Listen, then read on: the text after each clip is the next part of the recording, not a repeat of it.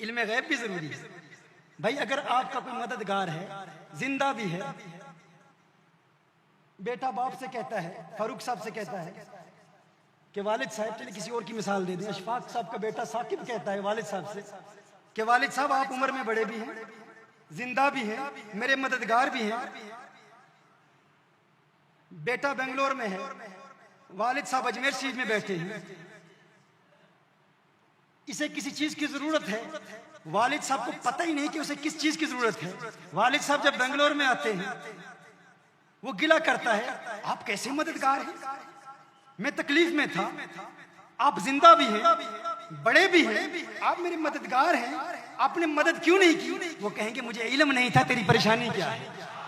پتا چلا ہر لمحے ہر ساتھ کے لیے مددگار ہونے کے لیے یہ بھی ضروری ہے جس کے لیے بھیجا گیا ہو اس کے احوال سے آگاہ بھی ہو. واللہ وہ سن لیں گے, فریاد کو پہنچیں گے, ایسا بھی تو ہو کوئی جو آہ کرے دل سے. تم دل سے پکارو تو صحیح. حضور اکرم صلی اللہ علیہ وسلم رحمت للعالمین ہیں تو ماننا پڑے گا وہ امت کو جانتے ہیں, ہر امتی کو جانتے ہیں. اور اس دنیا میں یہ زمین میں نے بتایا تو چھوٹی سی زمین ہے. یہ زمین کیا ہے؟ میرے آقا صلی اللہ علیہ وسلم کے تصرفات آقا بنگلور والوں کو نہیں جانتے بھائی, آقا برطانیہ والوں کو نہیں جانتے. میں کہتا ہوں یہ تو میرے آقا کا مقام ہے, یہ تو میرے آقا کا مقام ہے. قادریہ مسجد میں آنے والوں اپنے عقائد کا قبلہ درست کر لو اور غوث اعظم کی تعلیمات کو سمجھ لو.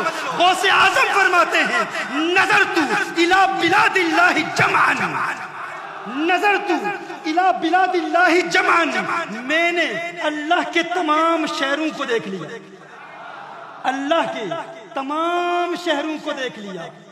اچھا آپ سے پوچھنا چاہتا ہوں اللہ کے تمام شہر کیا ہے؟ کچھ لوگ یہ ترجمہ کر لیتے ہیں اللہ کے تمام شہروں کا مطلب یہ ہے زمین کے تمام شہروں کو دیکھ لیا, زمین کے تمام شہروں کو دیکھ لیا. یہ غلط ترجمہ ہے. غوث اعظم نے یہ نہیں فرمایا نظرت الی بلاد الارض جمعا, میں نے زمین کے تمام شہروں کو دیکھ لیا. نہیں, غوث اعظم فرماتے ہیں نظرت الی بلاد اللہ جمعا, میں نے اللہ کے تمام شہروں کو دیکھ لیا. اللہ کے شہر کیا ہیں؟ نظام شمسی میں گردش کرنے والے سیاروں اور ستاروں کو دیکھ لو. میرا غوث ان ستاروں کو جانتا ہے, ان سیاروں کو جانتا ہے, کائنات کے ذرے ذرے کو اپنے ہاتھ کی ہتھیلی پہ غوث اعظم دیکھتے ہیں. میں کہتا ہوں یہ مقام ہے میرے غوث کا, تو تابعین کا مقام کیا ہوگا؟ اور اگر تابعین کا مقام غوث اعظم سے بلند ہے تو صحابہ کا مقام کیا ہوگا؟ اور اگر صحابہ کا مقام تابعین کے مقام سے بلند ہے تو صدیق اکبر کی علم کی وسعتوں کا عالم کیا ہوگا؟ اور اگر یہ صدیق کا مقام ہے تو انبیاء کا مقام کیا ہوگا؟ اور اگر یہ انبیاء کا مقام ہے تو یہ شان ہے خدمتگاروں کی, سردار کا عالم کیا ہوگا؟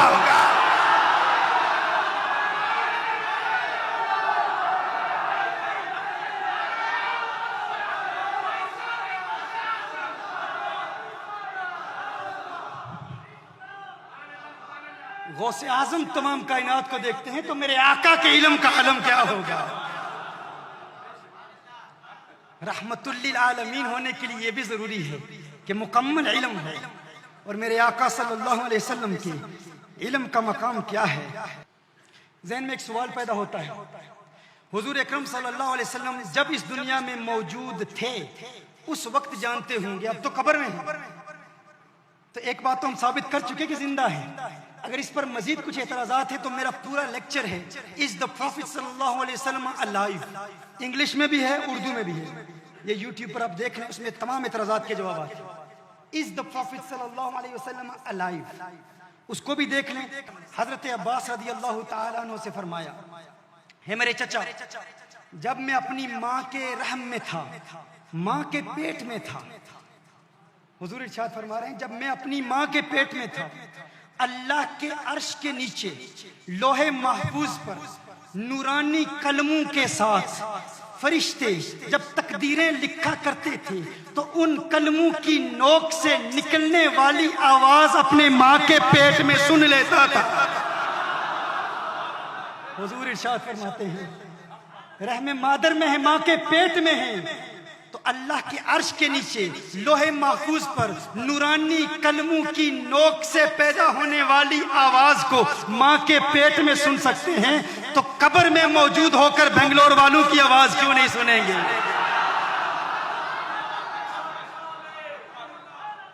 یہ میرے آقا صلی اللہ علیہ وسلم کہ علم کی وسعت ہے جاتے ہیں کہ حضور ہمیں نہیں جانتے، علیاذ باللہ امت کو نہیں جانتے۔ میرے آقا صلی اللہ علیہ وآلہ وسلم امت کے ہر فرد کو جانتے ہیں، آپ کے نام کو جانتے ہیں، آپ کے والد کے نام کو جانتے ہیں، یہاں تک کہ آپ کے قبیلوں کو جانتے ہیں۔ میں نہیں کہتا، حضور ارشاد فرماتے ہیں۔ یہ میرے آقا صلی اللہ علیہ وآلہ وسلم کی حدیث ہے، مسند امام احمد بن حنبل میں بھی ہے، سنن ترمذی میں بھی ہے۔ میرے آقا صلی اللہ علیہ وسلم ایک مرتبہ اپنے حجرہ انور سے باہر تشریف لائے، میرے آقا صلی اللہ علیہ وسلم کے ہاتھ میں 2 کتابیں ہیں۔ حضور نے ارشاد فرمایا، ہے میرے صحابہ، تم جاننا چاہتے ہو ان 2 کتابوں میں کیا ہے؟ ایک کتاب دائیں ہاتھ میں ہے، ایک کتاب بائیں ہاتھ میں ہے۔ صحابہ عرض کرتے ہیں، یا رسول اللہ صلی اللہ علیہ وسلم، ان 2 کتابوں میں کیا ہے؟ میرے آقا صلی اللہ علیہ وآلہ وسلم نے ارشاد فرمایا، یہ جو کتاب میرے دائیں ہاتھ میں ہے، اس میں میری امت کے تمام جنتیوں کے نام ہیں، تمام جنتیوں کے نام ہیں، ان کے والدین کے نام ہیں اور ان کے قبیلوں کے نام۔ تو حضور اکرم صلی اللہ علیہ وسلم اپنی امت کے ہر فرد کے نام کو بھی جانتے ہیں، ان کے والدین کے نام کو بھی جانتے ہیں اور ان کے قبیلوں کو بھی جانتے ہیں۔ پھر فرمایا، میرے اس بائیں ہاتھ میں تمام جہنمیوں کے نام ہیں۔ حضور جہنمیوں کو بھی جانتے ہیں، منافقوں کو بھی جانتے ہیں۔ جو کہتا ہے حضور نہیں جانتے، انہیں بھی جانتے ہیں، انہیں بھی جانتے ہیں۔ حضور نے ارشاد فرمایا، میں ان تمام کو جانتا ہوں اور ان کے والدین کے نام کو بھی جانتا ہوں اور ان کے قبیلوں کو بھی جانتا ہوں۔ میرے آقا صلی اللہ علیہ وسلم کی حدیث۔ ایک مرتبہ حضور اکرم صلی اللہ علیہ وسلم نے ارشاد فرمایا، مجھے میری تمام امت دکھائی گئی، میں نے تمام امت کو دیکھ لیا۔ منافقین نے کہا، وَنَحْنُ مَعَهُ وَلَا يَعْرِفُنَا، یہ کہتے ہیں کہ تمام امت کو جانتے ہیں، ہم ان کے ساتھ ہیں، ہمیں نہیں جانتے، اور دعویٰ اتنا بڑا کہ تمام امت کو جانتے ہیں۔ میرے آقا صلی اللہ علیہ وسلم جلال میں آ گئے۔ صحیح بخاری کی حدیث ہے، حضور اکرم صلی اللہ علیہ وسلم منبر پر کھڑے ہو کر ارشاد فرماتے ہیں، ما بال اقوام طعنوا فی علمی، کیا حال ہے ان کا، ان اقوام کا، ان لوگوں کا، ان منافقین کا جو میرے علم پر گشت تنقید اٹھاتے ہیں، جو میرے علم پر زبانیں تنگ دراز کرتے ہیں۔ حضور اکرم صلی اللہ علیہ وسلم نے فرمایا، اٹھو پوچھو جو کچھ پوچھنا چاہتے ہو، رب کعبہ کی قسم جب تک اس منبر پر ہوں آج سے لے کر قیامت تک کے تمام واقعات بیان کر دوں۔ میرے آقا صلی اللہ علیہ وسلم نے جب یہ اعلان کیا، صحیح بخاری کی حدیث سے، ایک شخص کھڑا ہو جاتا ہے، وہ کہتا ہے، میرا ٹھکانہ کیا ہے، کیا میں جہنمی ہوں یا جنتی ہوں؟ حضور اکرم صلی اللہ علیہ وسلم نے ارشاد فرمایا، انت فی النار، تو جہنمی ہے۔ حضور کا امتحان لے رہا ہے۔ جب حضور اکرم صلی اللہ علیہ وسلم نے بار بار فرمایا، حضور پھر ارشاد فرما رہے ہیں، سلونی سلونی سلونی، اٹھو اٹھو پوچھو پوچھو، تم سوال کرو میں جواب دوں گا، جو جو پوچھنا چاہتے ہو آج سے لے کر قیامت تک کے تمام واقعات بیان کر دوں۔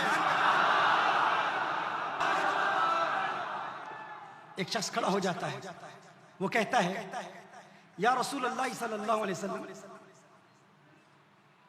میرے والد کون ہیں، میرے باپ کا کیا نام ہے؟ اب صحابہ کا سوال دیکھیے، صحابی کا سوال بتا رہا ہے کہ صحابی بھی یہی عقیدہ رکھتے ہیں کہ حضور فقط دین کا علم نہیں رکھتے، تمام دنیا کا علم بھی رکھتے ہیں۔ اب اس کا دینی مسئلے سے کیا تعلق ہے؟ یہ پوچھنا کہ میرا باپ کون ہے۔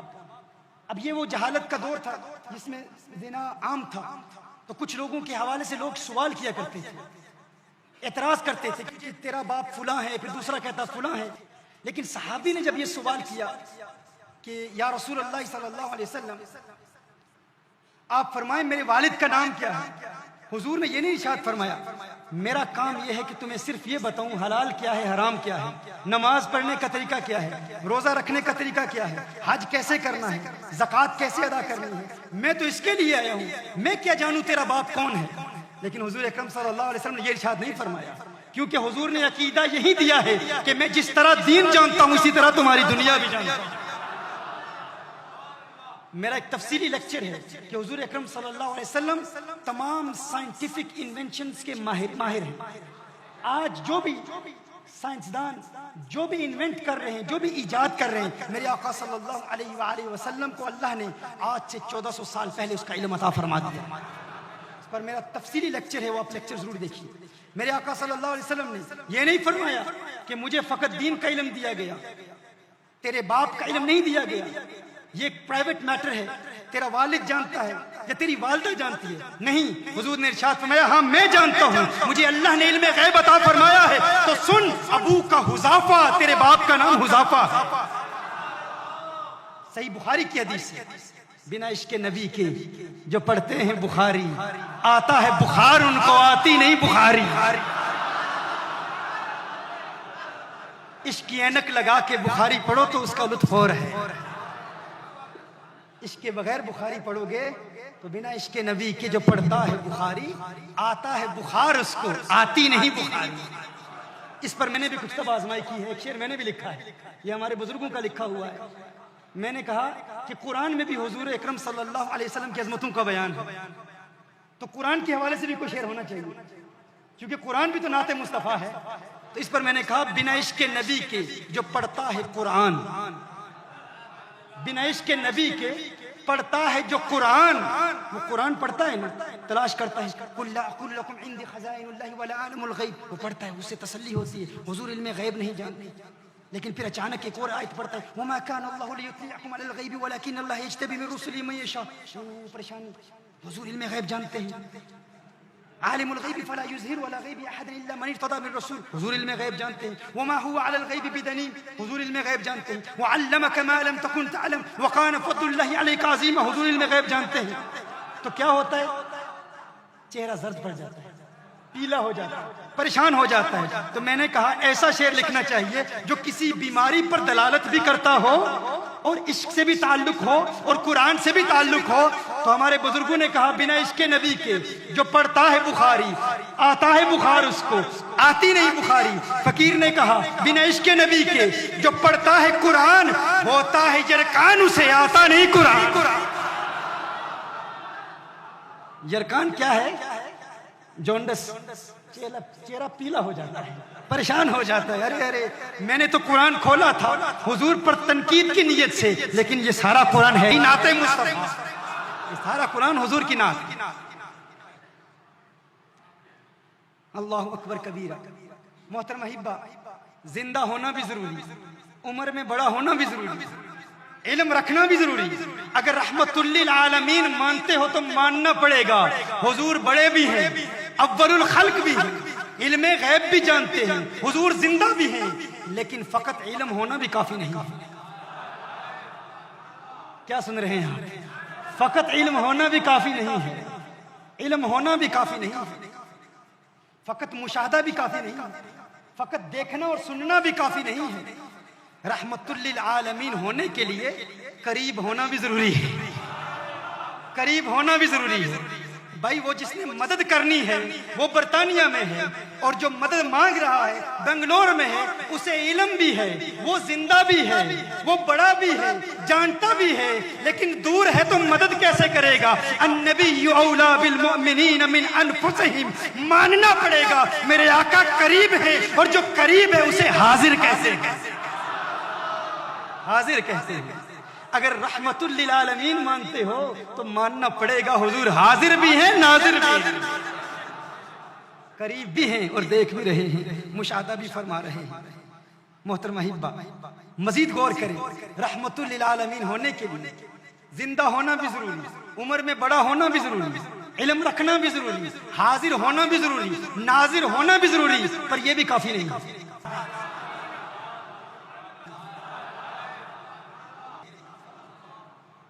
رحمت للعالمین ہونے کے لیے اس کے کچھ مزید پری ریکوزٹس اور تقاضے ہیں. بھائی اگر زندہ بھی ہے، بڑا بھی ہے، علم بھی رکھتا ہے، حاضر بھی ہے، ناظر بھی ہے، لیکن جو چیز آپ اس سے مانگ رہے ہیں اس کا مالک نہیں ہے تو مدد کیسے کرے گا؟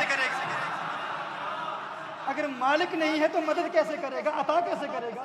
عطا کرنے کے لیے مالک ہونا بھی ضروری ہے.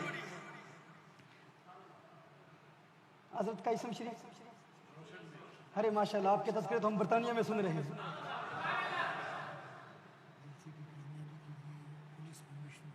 ماشاءاللہ، اللہ آپ کو سلامت رکھے، اللہ آپ کو خوش رکھے. ماشاءاللہ میں نے وہاں آپ کا نام سنا، آپ کو مبارکباد پیش کرتا ہوں کہ آپ کی کاوشوں اور جد و جہد کی وجہ سے الحمدللہ آج یہ پیغام پورے عالم میں سنایا جا رہا ہے. اللہ سلامت رکھے آپ کو. روشن بیگ صاحب عمر میں بڑے بھی ہوں، زندہ بھی ہوں، علم بھی رکھتے ہوں، حاضر بھی ہوں، قریب بھی ہوں. ان سے میں کہوں کہ بھائی تاج محل مجھے دے دیجئے، تاج محل مجھے دے دیجئے. یہ کہیں گے کہ بھائی وہ میرے باپ کی جاگیر نہیں ہے کہ میں تجھے دے دوں. ابھی صرف آپ کو ہندوستان میں ایک محفل کا اہتمام کیا ہے، تاج محل کے پیچھے پڑ گئے بھائی. تو بھائیو حضور اکرم صلی اللہ علیہ وآلہ وسلم زندہ بھی ہیں، حاضر بھی ہیں، ناظر بھی ہیں، علم بھی رکھتے ہیں، قریب بھی ہیں اور مالک و مختار بھی ہیں. مالک و مختار بھی ہیں. صحابی کہتے ہیں یا رسول اللہ صلی اللہ علیہ وسلم جنت دے دیجئے. حضور فرماتے ہیں دے دی، تمہاری ہے، تمہاری ہے، لے لو، تمہاری ہے. انا آتینا کل کوثر، ساری کثرت پاتے یہ ہیں، رب ہے معطی، یہ ہے قاسم، رزق اس کا ہے کھلاتے.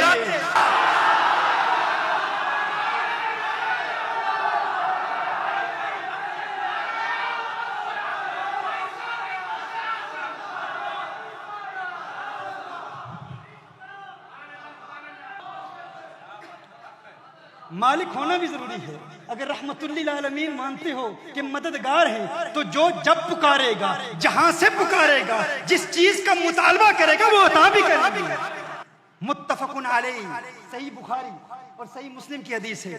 حضور ارشاد فرماتے ہیں اوتیت بمفاتیح خزائن الدنیا، مجھے دنیا کے تمام خزانوں کی چابیاں اللہ نے عطا فرما دی. محترم احبہ، ایک اور بات بھی بتا دوں، فقط مالک ہونا بھی کافی نہیں ہے. فقط مالک ہونا بھی کافی نہیں ہے. رحمت للعالمین ہونے کے لیے مزید چند چیزوں کی ضرورت ہے. اگر کوئی مالک ہو لیکن اسے اختیار نہ ہو، ایک شخص بیمار ہے تو اس کی بیماری پر وہ دوا کا مطالبہ کرتا ہے، وہ دوا کا مالک ہے، اگر بتی بند کر دیجیے. مختار ہونا بھی ضروری ہے، یعنی جس کا جو مطالبہ ہو، جو ریکوائرمنٹ ہو، جو حاجت ہو وہ پوری کر سکتا ہو. میں عرض کر رہا تھا کہ حضور اکرم صلی اللہ علیہ وسلم رحمت للعالمین ہیں. رحمت للعالمین ہونے کے لیے فقط مالک و مختار ہونا بھی کافی نہیں ہے. دیکھیے، میں برطانیہ سے یہاں آیا ہوں،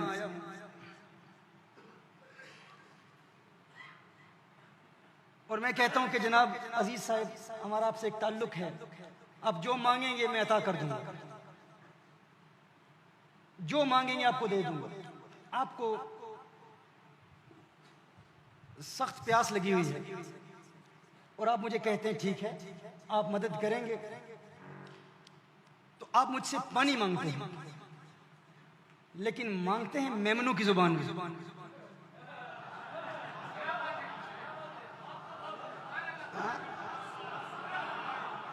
آپ اپنی زبان میں مانگتے ہیں، مجھے سمجھ نہیں آتا.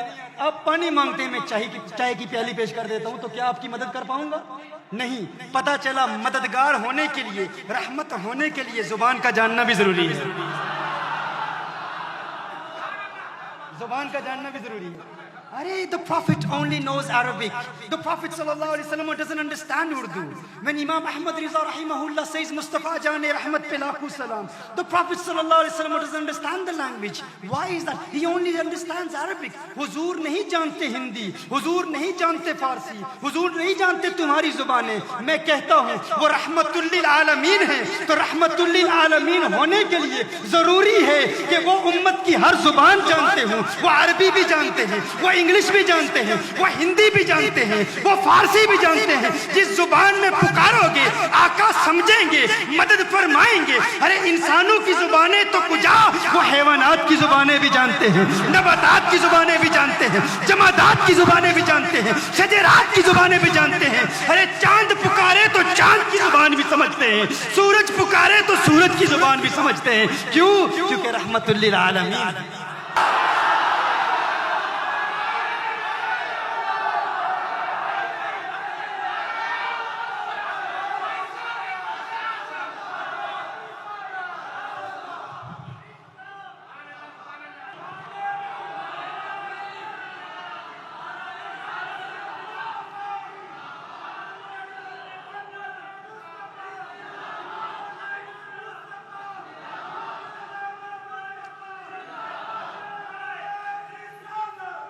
एक सहाबी कहते हैं मुझे एक आवाज आई, कोई कह रहा है या रसूल अल्लाह, या रसूल अल्लाह, या रसूल अल्लाह सल्लल्लाहु अलैहि वसल्लम. अजीब आवाज में कोई पुकार रहा है, कोई अपनी जुबान में पुकार रहा है, या रसूल अल्लाह, या रसूल अल्लाह, या रसूल अल्लाह सल्लल्लाहु अलैहि वसल्लम. कहा हमने देखा एक हिरन हुजूर को पुकार रही है, एक हिरन हुजूर को पुकार रही है. या रसूल अल्लाह सल्लल्लाहु अलैहि वसल्लम मदद फरमाइए. मेरे आका सल्लल्लाहु अलैहि वसल्लम करीब जाते हैं, देखते हैं वो हिरनी, उसे किसी ने बांधा हुआ है, उसे रस्सियों से जकड़ा हुआ है. हिरनी कहती है या रसूल अल्लाह सल्लल्लाहु अलैहि वसल्लम, आका मेरी मदद फरमा दीजिए, मेरा ये मालिक है, इसने मुझे यहाँ बांधा हुआ है, मेरे दो छोटे छोटे बच्चे हैं, प्यासे हैं, भूखे हैं, मैं जाना चाहती हूँ उस पहाड़ के पीछे, वो बच्चे हैं, मैं उन्हें दूध पिलाना चाहती हूँ. या रसूल अल्लाह सल्लल्लाहु अलैहि वसल्लम, आका मेरी मदद फरमाइए, सिफारिश कर दीजिए, इस मालिक को बताइए चंद लम्हे दे दे, चंद सातें दे दे, मैं जाऊंगी, दूध पिलाऊंगी, दूध पिलाकर वापस आ जाऊंगी, आपके कदमों में हाजिर हो जाऊंगी. मेरे आका सल्लल्लाहु अलैहि वसल्लम ने इरशाद फरमाया, है हिरन मैं तेरी सिफारिश तो करता हूँ लेकिन तू वापस आ जाएगी ना, तू आ जाएगी ना, तू वापस आ जाएगी. हिरन कहती है या रसूल अल्लाह सल्लल्लाहु अलैहि वसल्लम, आका वादा करूं कौनैन के वाली से वफा ना करूं, हो नहीं सकता, आपसे वादा है वापस आ जाऊंगी. वो हिरन वहां से जाती है, वहां से जाती है पहाड़ी की तरफ. मेरे आका सल्लल्लाहु अलैहि वसल्लम इंतजार क्यों कर रहे हैं, उस हिरन के मालिक के पास खड़े इंतजार क्यों कर रहे हैं? क्योंकि मेरे आका हिरनी के लिए भी रहमत है, उसके मालिक के लिए भी रहमत है, उसके मालिक के लिए भी रहमत है. वादा किया है उस हिरनी ने. हिरनी जाती है, लौट कर आती है, टांगे मेरे आका सल्लल्लाहु अलैहि वसल्लम की बारगाह में यूं फैला देती है, या रसूल अल्लाह सल्लल्लाहु अलैहि वसल्लम, आपकी गुलाम हूँ, हाजिर हूँ, वापस आ गई हूँ. मेरे आका ने इरशाद फरमाया, इसने मुझसे वादा किया था, वादा वफा किया, अब मैं तुझे कहता हूँ क्या तू ये हिरनी बेचता है, मुझे बेचेगा? उसने कहा या रसूल अल्लाह सल्लल्लाहु अलैहि वसल्लम, आका हम आपके, हमारा माल आपका, आप ले जाइए, ये आपकी है. मेरे आका ने फरमाया तूने मुझे हिबा कर दी, तूने मुझे दे दी, है हिरनी जा, अब मैं तुझे आजाद करता हूँ, अब मैं तुझे आजाद करता हूँ. मेरे आका सल्लल्लाहु अलैहि वसल्लम ने हिरन को आज़ाद किया. जब हिरन को आज़ाद किया, हदीस के अल्फाज हैं, हिरन जब वहाँ से जाती है तो अपने पाँव ज़मीन पर मारती है, अपने पाँव ज़मीन पर यूं मार रही है गोया कि हिरन रक्स कर रही है, रक्स करते हुए कि आज मेरा सौदा बाज़ार मुस्तफ़ा में हुआ है, आज मेरा सौदा बाज़ार मुस्तफ़ा में हुआ है, आज मुझे कौनैन के वाली ने खरीदा है, खरीद के आज़ाद किया है. हिरनी कह क्या रही है? हिरनी अपने पाँव ज़मीन पर मार के रक्स करते हुए मौज में कह रही है, गोया कि कह रही है ये नाज, ये अंदाज हमारे नहीं होते, चोली में अगर टुकड़े तुम्हारे नहीं होते, मिलती ना अगर भीख हुजूर आपके दर से, इस ठाठ से मंगतों के गुजारे नहीं होते. या रसूल अल्लाह हम भी आपके गुलाम हैं. हिरनी रक्स कर रही है, रक्स करते हुए हिरनी कहती है अशहदु अल्ला इलाहा इल्लल्लाह व अशहदु अन्नका रसूलुल्लाह. अरे मैं भी गवाही देती हूँ, मैं भी गवाही گواہی دیتی ہوں جس کونین کے والی کو ہرنی کے بچوں کی بھوک اور پیاس کا درد ہے، وہ دہشت کا پیغمبر نہیں ہو سکتا، وہ دہشت پھیلانے والا نہیں ہو سکتا۔ اشہد ان لا الہ الا اللہ واشہد انک رسول اللہ۔ ارے میں ہرنی ہو کر سمجھتی ہوں یہ پیغمبر امن ہے، یہ پیغمبر عاشقی ہے، یہ پیغمبر محبت ہے، یہ پیغمبر رواداری ہے۔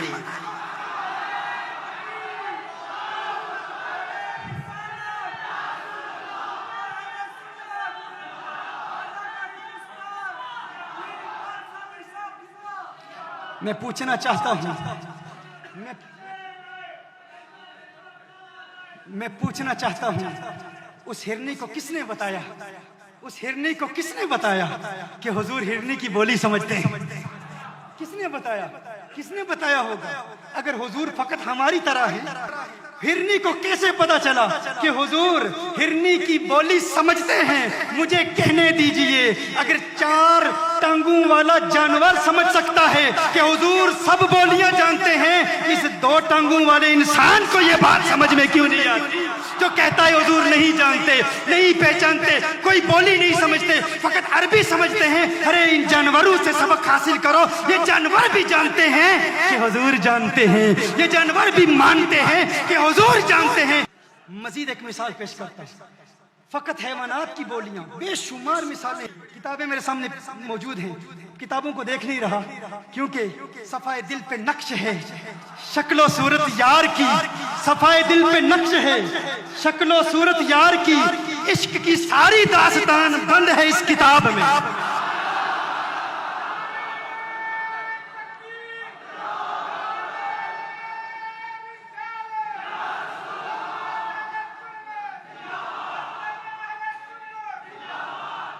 محترم احبہ،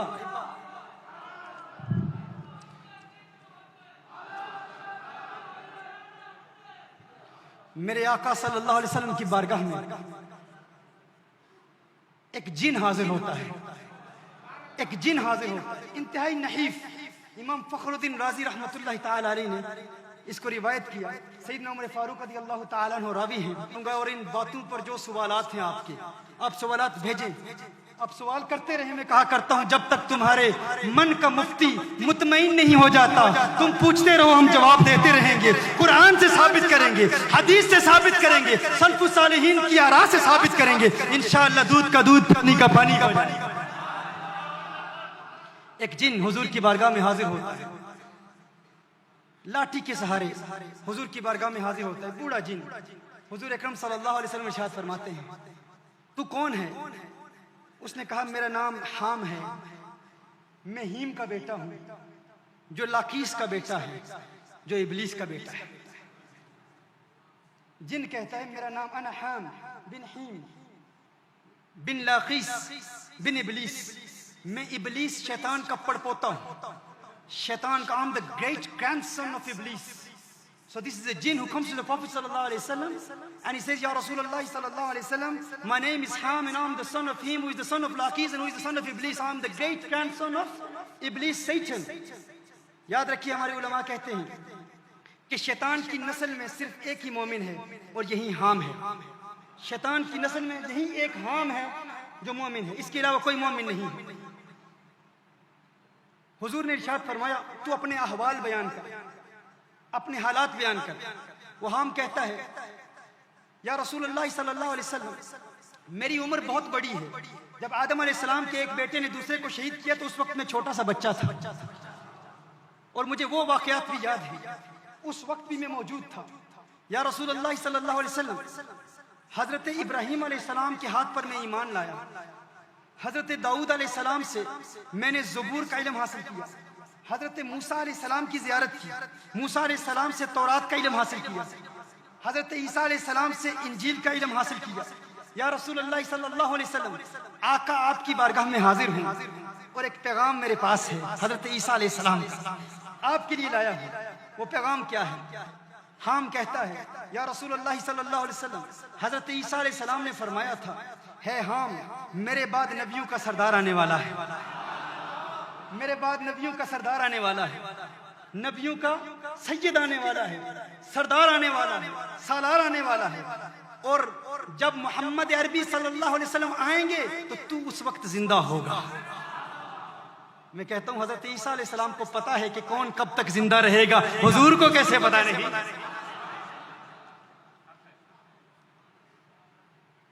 حضرت عیسیٰ علیہ السلام نے فرمایا کہ حضور اکرم صلی اللہ علیہ وسلم کی بارگاہ میں حاضر ہو کر مجھ عیسیٰ کا سلام پیش کر، مجھ عیسیٰ کا سلام پیش کر۔ حضور اکرم صلی اللہ علیہ وسلم اس جن کا واقعہ سن رہے ہیں اور حضور اکرم صلی اللہ علیہ وسلم کی آنکھوں سے اشکوں کی برسات جاری ہے۔ حضور اکرم صلی اللہ علیہ وسلم پر رقت طاری ہے، حضور اکرم صلی اللہ علیہ وسلم رو رہے ہیں اور رو کر فرما رہے ہیں، ہے حام بن ہیم بن لاکیس بن ابلیس، تجھ پر بھی سلام میرے بھائی عیسیٰ پر بھی سلام، تجھ پر بھی سلام میرے بھائی عیسیٰ پر بھی سلام۔ حضور جنات کے ساتھ جنات کی بولی میں بات کر رہے ہیں، جنات کی زبان میں بات کر رہے ہیں۔ میرے آقا جنات کی بولی بھی جانتے ہیں، جنات کی زبان بھی جانتے ہیں۔ اور یہاں پر ایک اور سبق بھی ہمیں ملتا ہے، آج ابلیس بڑا پریشان ہوگا، پریشان ہوگا کہ نہیں؟ ابلیس شیطان پریشان ہوگا، وہ کہے گا ساری زندگی میں نے محنت کی، میلاد کی محفل ختم ہو جائے، میلاد کا خاتمہ ہو جائے، لیکن ہے ظالم انسان برطانیہ سے آ کر بنگلور میں میلاد کی محفل کا انعقاد کرتا ہے اور میرے پڑپوتے کا نام لے لے کر مجھے جلاتا ہے۔ میں بھی جواب دیتا ہوں، میلاد کی محفل میں تیرے پڑپوتے کا نام لیں گے کیونکہ وہ مومن ہے، وہ عاشق ہے، اور جلنے والا جلتا رہے گا کیونکہ میرے امام نے کہا ہے نثار تیری چہل پہل پہ ہزاروں عیدیں، ربیع الاول سوائے ابلیس کے جہاں میں سبھی تو خوشیاں منا رہے ہیں۔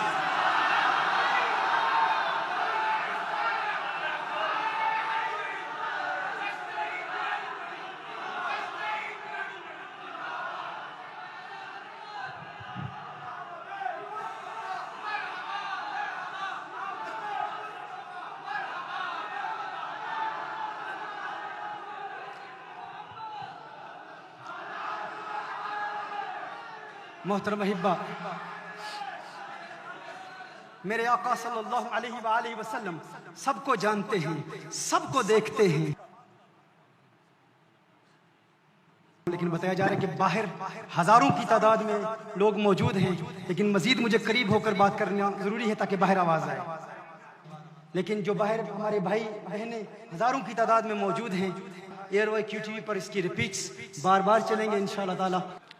محترم احبہ، میں عرض کر رہا تھا کہ حضور اکرم صلی اللہ علیہ وآلہ وسلم کو اللہ نے علم عطا فرمایا، اور میرے آقا صلی اللہ علیہ وآلہ وسلم کی وسعت علمی پر بیان کرنا یہ مجھ بے بساط کے بس کا روگ نہیں ہے، میرے لیے ممکن ہی نہیں ہے۔ ہم کونین کے والی صلی اللہ علیہ وسلم کی بارگاہ میں عقیدتوں کے پھول نچھاور کرنے کی کوشش کرتے ہیں، جس طرح میں نے ابتدا میں کلام کیا اور آپ کو بتایا کہ ایک ایسا نسخہ پیش کیا جائے گا جس کی برکت سے انشاءاللہ تعالی آپ کو میرے آقا صلی اللہ علیہ وسلم کا دیدار نصیب ہوگا، اور قلبی حضوری حاصل کرنے کے لیے انشاءاللہ تعالی ایسے اوراد و وظائف دیے جائیں گے، انشاءاللہ رفتہ رفتہ دل کے بند دروازے کھلیں گے، اور جب یہ بند دروازے کھل جاتے ہیں تو پھر کیا مقام حاصل ہوتا ہے۔ آئیے آپ کی طبیعتوں کی ضیافت کے لیے چند باتیں امام سعد الدین تفتزانی کا ایک واقعہ آپ کی بارگاہ میں پیش کر دوں۔ امام تفتزانی کا واقعہ لکھتا ہے سعد الدین تفتزانی، سعد الدین تفتزانی توضیح و تلویح معروف اصول فقہ کی کتاب ہے، شرح المقاصد پڑھنے والے جانتے ہیں تفتزانی کون ہے۔ عقیدہ نصفیہ کی شرح العقائد نصفیہ، شرح عقائد جسے کہا جاتا ہے، اب جانتے ہیں وہ کون سی کتاب ہے، معروف کتاب ہے۔ امام تفتزانی کو پڑھنا آسان کام نہیں ہے، مجھے ملک شام کے اکابر بزرگوں کی بارگاہ میں زانو تلمس طے کر کے امام تفتزانی کی کتاب میں سمجھنے کے لیے حاضری کا شرف حاصل ہوا، اور امام تفتزانی ایک بہت بلند و بالا، ایک بہت اعلیٰ اور عرفہ مقام پر فائز امام ہے۔ امام تفتزانی کون تھا اور کس نے امام تفتزانی کو کیا بنا دیا، یہ آپ کو بتانا چاہتا ہوں۔ کس نے امام تفتزانی کو کیا بنا دیا؟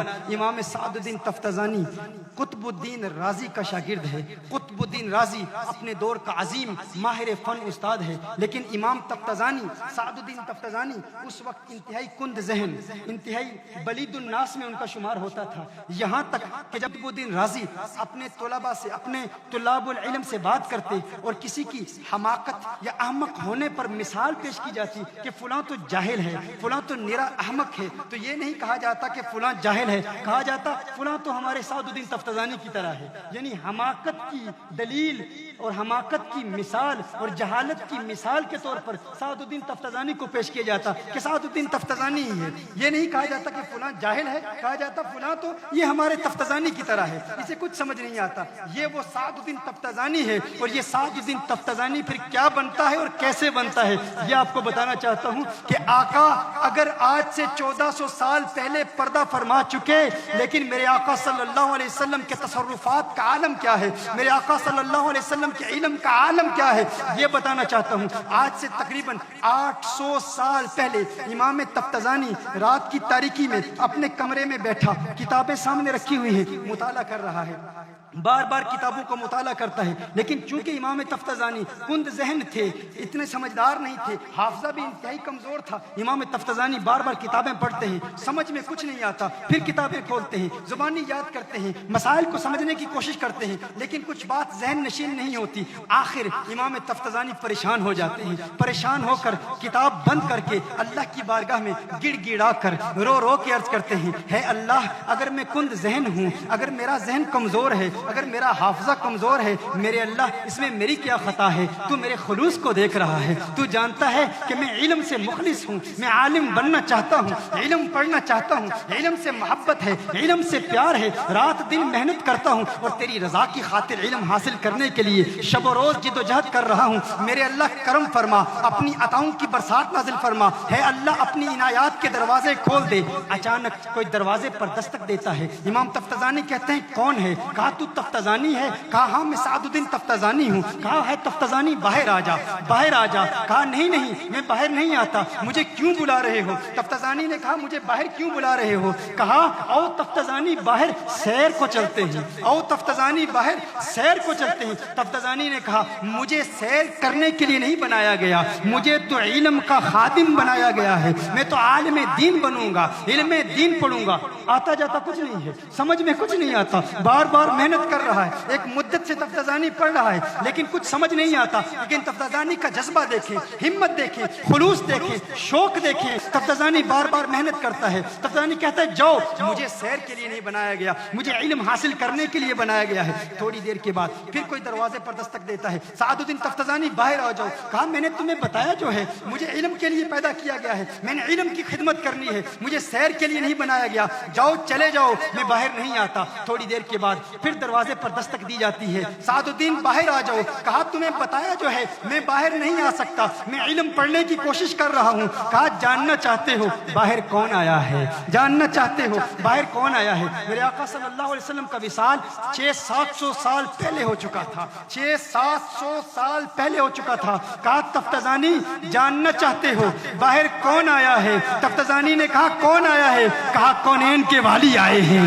خسرو خوبہ آئے ہیں، سیاح لامکا آئے ہیں، نازش ہر دو جہاں آئے ہیں، وہ جن کے سبب یہ ساری کائنات بنائی گئی، وہ آمنہ کا لال آیا ہے. تفتزانی حیران پریشان، تفتزانی سب کچھ بھول گیا، اپنا جبہ بھول گیا، اپنی دستار بھول گیا، اپنی کتابیں بھول گیا، کتابیں وہیں رہ گئی، جوتا تک نہ پہنا. تفتزانی فوراً وہاں سے اٹھتا ہے، باہر جاتا ہے، آقا کا دیدار کرتا ہے. اب تفتزانی کو کسی کی خبر نہیں. ارے جس کی وجہ سے پوری کائنات میں علم کی خیرات بڑھ رہی ہے وہ مدینے والی سرکار آ گئی ہے، وہ آقا آ گئے ہیں. پہلے تو تفتزانی کو کوئی علم سے جدا نہیں کر سکتا تھا، لیکن آج جب آقا خود آ گئے ہیں تفتزانی کی کتابیں وہیں پڑھی کی پڑھی رہ گئی. تفتزانی باہر جاتا ہے. آقا آپ نے کرم فرمایا، آقا آپ نے کرم فرمایا. بتانا چاہ رہا ہوں کہ آج سے 700 سال پہلے اکابرین کے عقائد کیا تھے، ان کے نظریات کیا تھے، ان کے اعتقادات کیا تھے.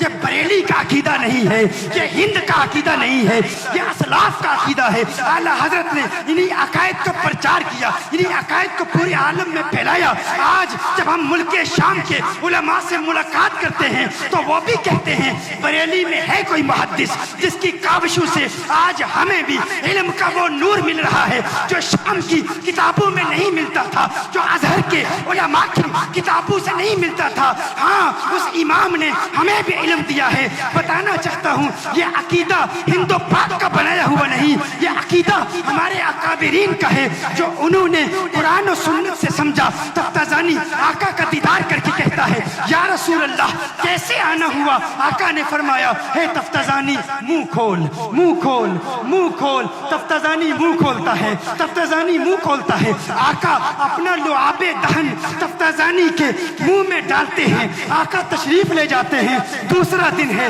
वही किताब है, वही सबक है, वही मदरसा है, वही दरसगाह है, वही उस्ताद है, कुतुबुद्दीन राजी है, सबक पढ़ा रहा है। कुतुबुद्दीन राजी कहता है, मैं परेशान, अरे क्या हो गया? जिस तरह एक सांप उछल उछल कर अपने मुखालिफ पर हमला करता है, आज तफ्ताजानी इल्मी निकात पर ऐसे हमला आवर होता है, अपने मुखालिफ को झंझोड़ के रखता है। हे तफ्ताजानी क्या हुआ? कयामत आ गई, तू सो रहा है, मैं सो रहा हूँ, हुआ क्या? तू तो बला का आदमी बन गया, तू इतना बड़ा आलिम एक रात में कैसे बन गया? तफ्ताजानी ने कहा, हे उस्ताद, राज की बात है, तन्हाई की बात है, सबके सामने नहीं बता सकता, अलहदगी में बताऊंगा, इनफिरादी तौर पर बताऊंगा, राज की बात है, सबके सामने नहीं बताऊंगा। उस्ताद ने कहा, हे तफ्ताजानी आ, फिर मुझे बता। उस्ताद भी क्लास को छोड़ के तफ्ताजानी के साथ एक दूसरे कमरे में चले जाते हैं। हे तफ्ताजानी बता, माजरा क्या है, हुआ क्या है? तफ्ताजानी ने कहा, क्या बताऊं है उस्ताद, क्या बताऊं है उस्ताद? कल रात मैंने पुकारा था, कल रात मैंने पुकारा था, कोई आया था। कौन आया था? मैं शेर में बता देता हूँ। एक माहे मदन, एक माहे मदन, एक माहे मदन, नूरानी बदन, नीची नजरें, सबकी खबरें, सबकी खबरें। एक माहे मदन, नूरानी बदन, नीची नजरें, सबकी खबरें। वो दिखा के पवन, वो सुना के सुखन, मोरा फूंक गया सब तन मन धन।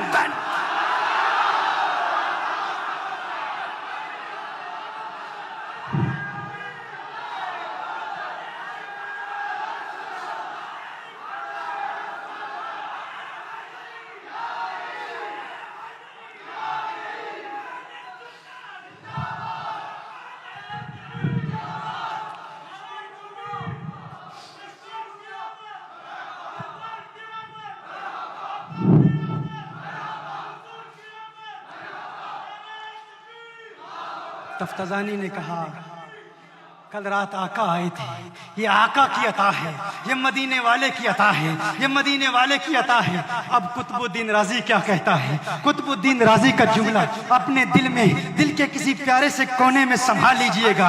अब ज़हन के बंद दरीचों को खोल लो, दिल के बंद दरीचों को खोल लो। कुतुबुद्दीन राजी का जुमला इरसाल कर रहा हूँ, देखता हूँ कौन संभालता है इसे। खाना इदराक में आशिकों मचल जाओ, खुशियां मनाओ, कैसा प्यारा अकीदा हमें दिया गया है। कुतुबुद्दीन राजी कहता है, अरे तफ्ताजानी, आज तो मैं भी तुझ पे नाज करता हूँ। अरे हम तो तुझे कुंद ज़हन कहते रहे, हम तो तुझे हमाकत की मिसाल के तौर पर पेश करते, अहमक कहते।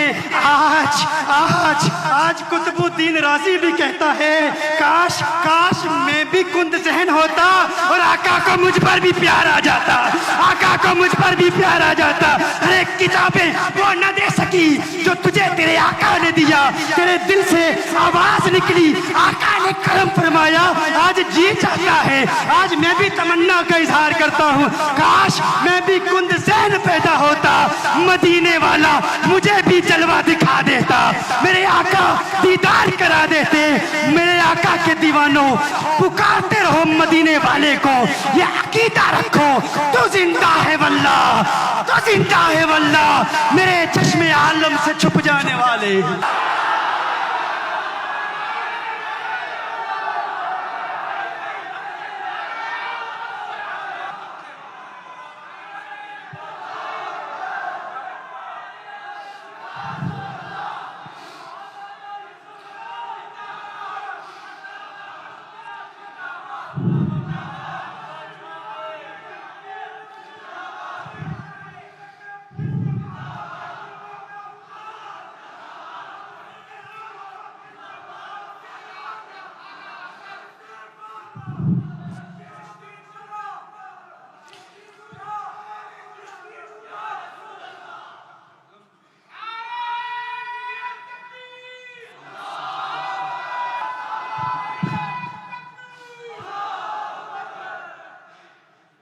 If you truly love the Prophet of Allah sallallahu alaihi wasallam, a lover never finds faults in his beloved. A lover will never search for faults in his beloved. Remember that. If you study the Quran and your intention in studying the Quran is so you search for faults in the Prophet sallallahu alaihi wasallam, then you're not a lover of Rasulullah sallallahu alaihi wasallam. Remember that. The Prophet sallallahu alaihi wasallam has said, if you love someone, your love can make you blind for your beloved. It makes you deaf for your beloved. Huzur ne irshad farmaya, hubbuka shay yu'mi wa yusir. जब इंसान को किसी से प्यार हो जाता है तो प्यार इंसान को अंधा भी कर देता है और बहरा भी कर देता है. जब इंसान को किसी से प्यार हो जाता है तो प्यार इंसान को अंधा भी कर देता है, बहरा भी कर देता है. इश्क हो जाए ना तो इश्क इंसान को अंधा कर देता है. आप देखते नहीं हमारे माशरे में किसी से प्यार हो जाए तो इंसान अंधा भी हो जाता है, बहरा भी हो जाता है. अब इसका मतलब क्या है? अंधा भी हो जाता है, बहरा भी हो जाता है. इसका माना क्या है?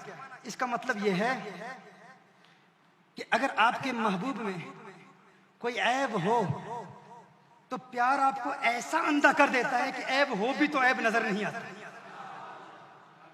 कोई बताने वाला बता रहा हो, बार बार बता रहा हो कि इसकी सूरत देख, इसकी शक्ल देख, इसका कद देख, इसका इल्म देख, इसका कलाम देख, अंदाज़े तकल्लुम देख, गुफ्तार देख, किरदार देख, तुझे इतने ऐब नजर नहीं आ रहे. वो कहते हैं बस अब जब दिल दे दिया है तो अब ऐब नजर नहीं आते. इश्क हो जाए, प्यार हो जाए तो प्यार अंधा होता है. अच्छा, मैंने ये काफी अर्सा पहले ARY पर ये तकरीर की तो किसी ने कहा ये बॉलीवुड के डायलॉग्स आपने कहाँ से सीखे? मैंने कहा अकल के अंधो, तुम्हें शायद बॉलीवुड देखने का मौका मिल रहा है. हमारे आका की हदीस है, हमने ये आका से सीखा है. प्यार हो जाए तो प्यार अंधा कर देता है. ये कहीं मूवी से नहीं डायलॉग आए, लेकिन अफसोस की बात है आका की बातें भी अगर किसी को मूवी से मिले तो वो समझता है ये मूवी की बातें, आका की बातें नहीं है. हम अपने दीन से इतना दूर हो चुके हैं, इतना दूर हो चुके हैं. मेरे आका सल्लल्लाहु अलैहि वसल्लम ने इरशाद फरमाया प्यार अंधा कर देता है. देखिए, अगर आपको किसी से प्यार हो जाए, किसी चीज को आप अपना लें, वो इंसान हो या कोई गाड़ी हो या कोई बंगला हो या कोई मोबाइल फोन हो या कोई घड़ी हो या कोई लिबास हो, जब आप किसी को अपना लेना, जब आप किसी चीज को अपना लें तो अपनाने के बाद फिर आपको ऐब नजर नहीं आता, आपको डिफेक्ट नजर नहीं आता. लेकिन शर्त यह है कि आप उसे अपना लें. अगर अपनाया नहीं है, अपनाने के हवाले से किसी तजब्जुब का शिकार हैं तो फिर ऐब नजर भी आएंगे, सुनाई भी देंगे. आप किसी दुकान पर जाते हैं, गाड़ी खरीदने के लिए जाते हैं, आप उन्हें कहते हैं मुझे फलां गाड़ी चाहिए. जिस किस्म की गाड़ी चाहिए उस किस्म की बेशुमार गाड़ी वो दिखाते हैं, कहते हैं ये देख लो. आप देखते हैं. अब जब तक आपने वो गाड़ी खरीदी नहीं, जब तक आपने उस गाड़ी को अपनाया नहीं, आप उसमें डिफेक्ट्स तलाश करेंगे, बड़े मेटिकुलसली देखेंगे कि इसमें ये भी डिफेक्ट है, इसमें ये ऐब है, फलां ऐब है, इसकी स्पीड अच्छी नहीं है, ये फलां हवाले से बुरी है, फलां हवाले से बुरी है, फलां एतबार से बुरी है. अब आपको ऐब नजर आ रहे हैं, आपको कोई साथी है वो आपको बता रहा है इसमें फलां ऐब है, फलां ऐब है, आपको सुनाई भी दे रहे हैं. आप उयूब के हवाले से, डिफेक्ट्स के एतबार से अंधे भी नहीं है, बहरे भी नहीं है. लेकिन जो ही सौदा हो जाता है, किसी गाड़ी का आप इंतखाब कर लेते हैं, जब खरीद लेते हैं, खरीदने के बाद अब जब आप घर जा रहे हैं, आपको वही दोस्त जो आपको पहले बता रहा था इसमें फलां ऐब है, फलां नक्स है, फलां डिफेक्ट है, अब वो भी जुर्रत नहीं करेगा कि आपको बताए कि ऐब है, क्योंकि अब वो गाड़ी आपकी अपनी हो गई है. अगर वो जुर्रत करे भी तो आप कहेंगे नहीं मुझे नजर नहीं आते, मुझे दिखाई नहीं देते, क्योंकि आपने अपना लिया है ना, आपने उस गाड़ी को अपना लिया है. जब आप मकान ले लेते हैं फिर कोई जुर्रत नहीं करता कि फलां चौधरी साहब आपके मकान में फलां डिफेक्ट है, कोई जुर्रत नहीं करेगा, क्योंकि आप इसका अपना हो चुका है. अब कोई नहीं कहेगा. अब उसे ऐब ना नजर आते हैं, ना सुनाई देते हैं. जब तक खरीदा नहीं था नजर भी आ रहे थे, सुनाई भी दे रहे थे, कोई बताने वाला बता रहा है. आप बहरे नहीं हैं, सुन रहे हैं, नाबीना नहीं हैं, अखियारे हैं, बिनाई है, देख रहे हैं. लेकिन जो ही अपना लिया अब ऐब नजर भी नहीं आ रहे, अब ऐब सुनाई भी नहीं दे रहे. मैं आपसे पूछना चाहता हूं, ये तो दुनिया की ऐबदार चीजों की अलामत है, दुनिया دنیا کی وہ چیزیں جن میں عیب ہوتے ہیں جب پیار ہو جائے عیب نظر نہیں آتے، نہ دکھائی دیتے ہیں، نہ سنائی دیتے ہیں۔ جن چیزوں میں عیب کا امکان ہے ان سے پیار ہو جائے عیب نظر نہیں آتے، عیب سنائی نہیں دیتے۔ یہ تو دعویٰ ہے اس آقا سے پیار کا جسے اللہ نے بنایا ہی بے عیب ہے۔ عیب دار چیزوں سے پیار ہو جائے عیب نظر نہیں آتے۔ بے عیب آقا سے پیار کا دعویٰ ہے، پھر بھی کہتا ہے علم غیب نہیں رکھتے، نور نہیں ہے، حاضر و ناظر نہیں ہے، پکارو تو سنتے نہیں، مدد فرما نہیں سکتے، زندہ نہیں ہے، ہمیں جانتے نہیں ہیں، ہمیں دیکھتے نہیں ہیں، ہمیں سنتے نہیں ہیں، دنیا کا علم نہیں ہے۔ عیب تلاش کرنے والے جھوٹے پیار کے مدعی، تو جھوٹ بول رہا ہے، تجھے پیار نہیں ہوا۔ اگر پیار ہوتا تو تو دل سے کہتا ہاں میرے آقا سبب وجود کائنات ہیں، میرے آقا مصداق لولاکا لما خلقت الافلاک ہیں۔ اگر یہ نہ ہوتے زمین ہوتی، اگر یہ نہ ہوتے آسمان ہوتے، اگر یہ نہ ہوتے چاند تارے نہ ہوتے، اگر یہ نہ ہوتے کہکشائی نہ ہوتی، اگر یہ نہ ہوتے کائنات میں کوئی شے پیدا ہی نہ کی جاتی۔ یہ سارا جہاں انہی کے لیے بنایا گیا ہے۔ اگر صوفیاء کے میں قدے سے تربیت حاصل کرنے والوں کی بارگاہ میں تو زانو تلمس طے کرتا تو تو دل سے کہتا یہ صبا سنک وہ کلی چٹک، یہ صبا سنک وہ کلی چٹک، یہ زبر چہک لب جو جھلک، یہ مہک جھلک، یہ چمک دھمک، سب اسی کے دم کی بہار ہے۔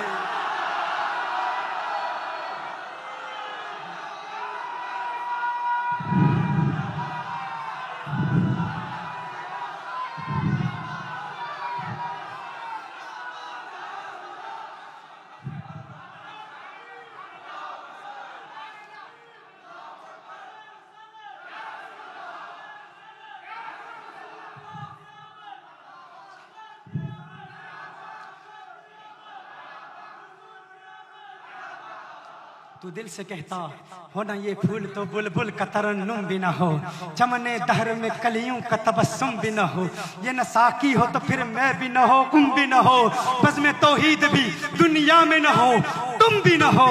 یہ تو اقبال کا کلام ہے، اقبال کا انداز اپنا ہے، لیکن بریلی کا محدث اس کا انداز جدا ہے، اس کا انداز جدا ہے، اس کا انداز جدا ہے۔ وہ کہتے ہیں یہ صبا سنک وہ کلی چٹک، یہ زباں چہک لب جو جھلک، یہ مہک جھلک، یہ چمک دھمک، سب اسی کے دم کی بہار ہے۔ یہ سمن یہ سوسن و یا سمن، یہ سمن یہ سوسن و یا سمن، یہ بنفش سنبل و نسترن، گل و سرو لالا بھرا چمن، وہی ایک جلوہ ہزار ہے، وہی ایک جلوہ ہزار ہے، وہی ایک جلوہ ہزار ہے۔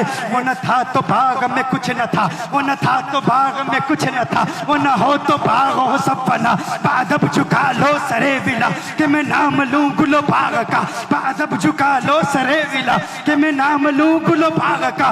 گل تر محمد مصطفیٰ چمن ان کا پاک دیار ہے، چمن ان کا پاک دیار ہے، چمن ان کا پاک دیار ہے۔